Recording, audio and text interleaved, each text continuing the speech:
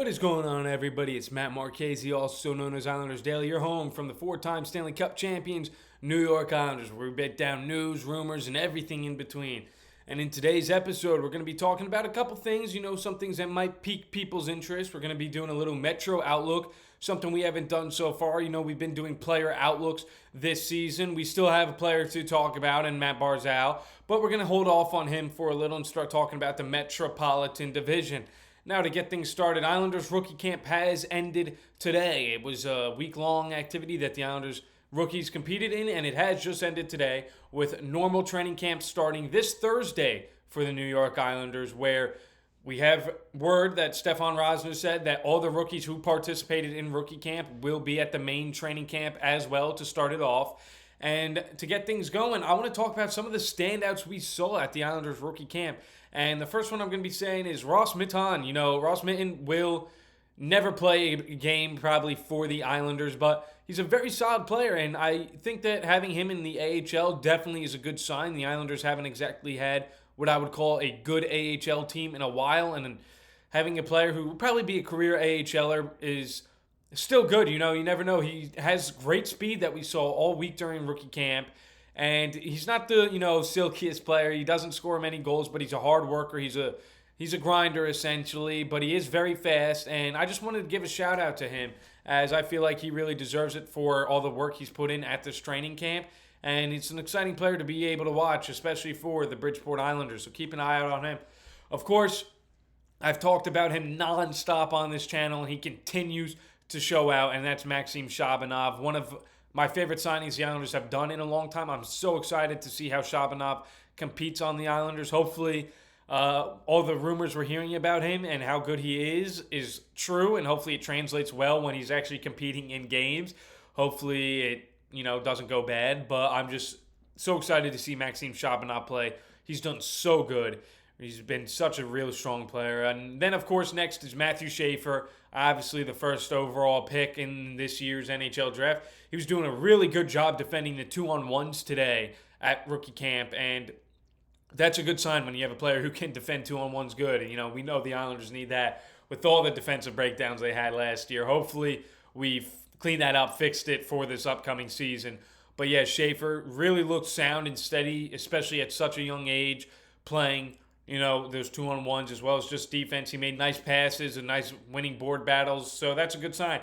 Now, starting Thursday, we'll get to see Schaefer going up against the big boys at the Islanders training camp, as well as Sunday with preseason hockey starting. So it's an exciting time to see how Schaefer stacks up with the rest of the players and the rest of the NHL with all those older players. And finally, my final standout is Kayshawn Aitchison.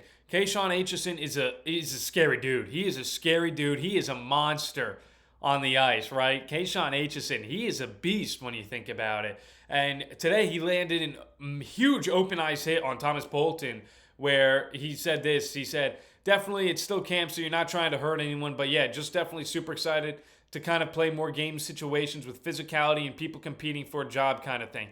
So we have there's a monster in the making on Long Island in Kayshawn Aitchison.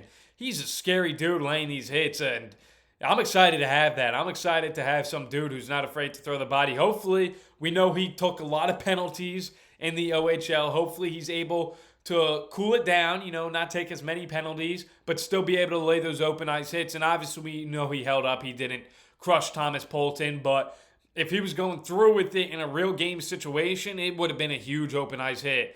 And good to see that he held up on Bolton, especially a teammate. But good to see the physicality picking up. I know we talked about it yesterday where Rocky Thompson said he liked the physicality that the rookies were showing and he wants it to keep improving. And on the final day, that is exactly what it did. It kept improving, and Kayshawn Aitchison is showing just how big of a monster he can be when he gets to the Islanders. And I'm excited for Kayshawn Aitchison when he shows up to the Islanders. Next up, we're going to be talking, Patrick Waugh talked a little bit about Matthew Schaefer today. And I know we have somebody in the comments who does not think Matthew Schaefer is ready to play in the NHL yet. But Patrick Waugh said this, what he's going to do with Matthew Schaefer. He said, time, I said to him when I met him during the rookie camp, I'm planning to do what we did with Nathan MacKinnon.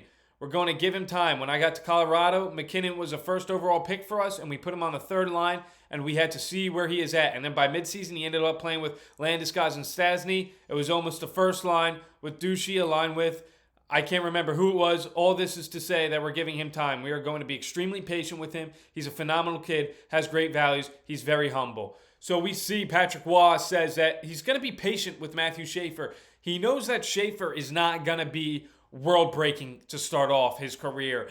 But he wants to give him the opportunities he deserves. And we're going to see that with training camp. They're not going to rush him onto, first-pairing defenseman. They're not going to do any of that with Schaefer. They're going to be very patient with him, learn with him. We know Schaefer's going to make these rookie mistakes.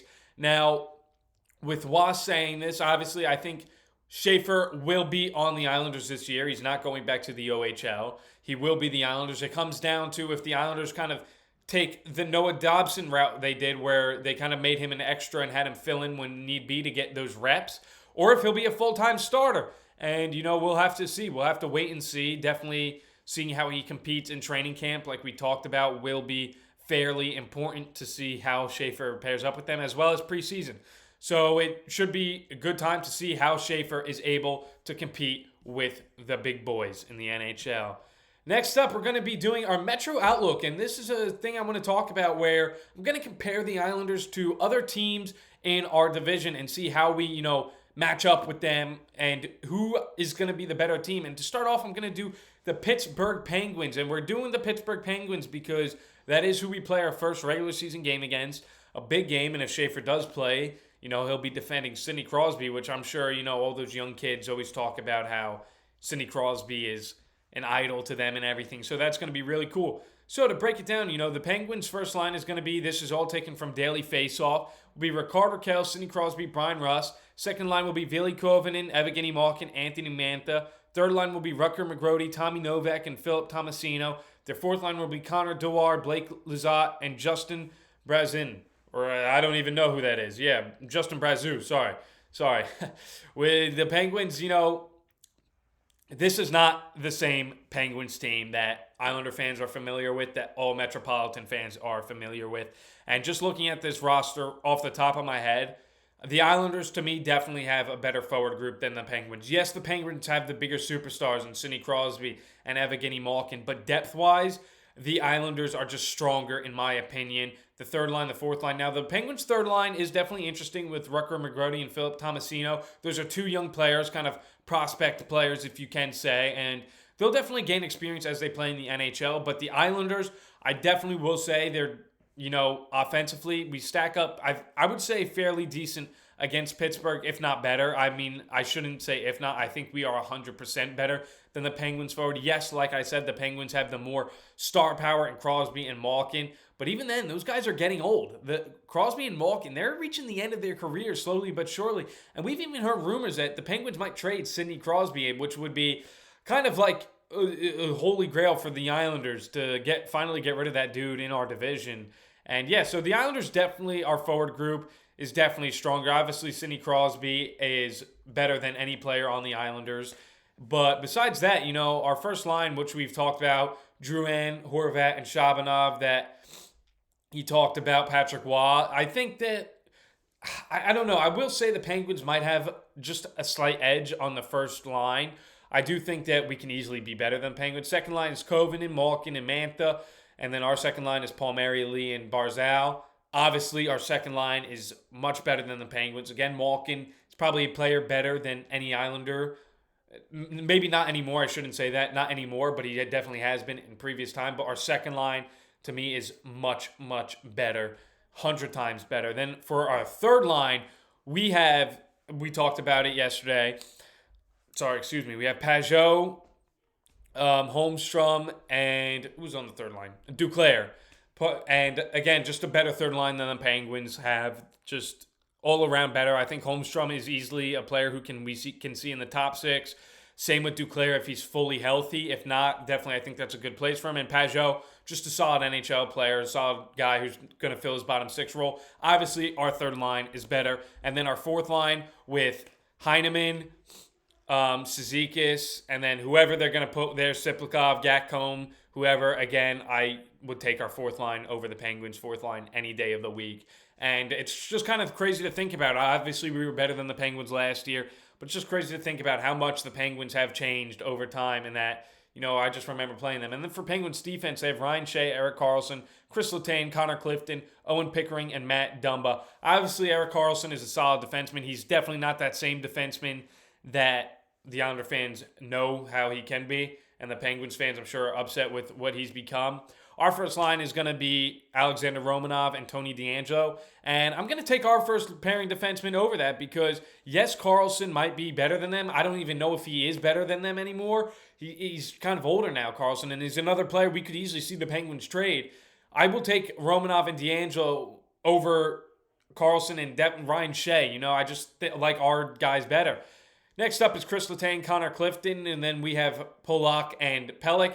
I want to say if we get Polak and Pelech back to what they were, easily our defensive pairing is better. But I don't know, because Polak is not the Polak that we knew. Pelech had to carry him a lot. So I'm going to say this is a tie. If Polak can get back to the player who Polak is, definitely our second defensive pair unit is better. But if it's the Polak we saw last year, I'm going to give this a tie. And then third defensive pairing, Owen Pickering, Matt Dumba. I'm not going to rate it because I don't really know what our third defensive pairing will be. Could be Boquist, Mayfield, Schaefer. It could be anyone. So that one's a wash we're not going to talk about. And then for goalies, Tristan Jarry and Artis Solovis. Not even worth talking about. Ilya Sorokin is better than both of them.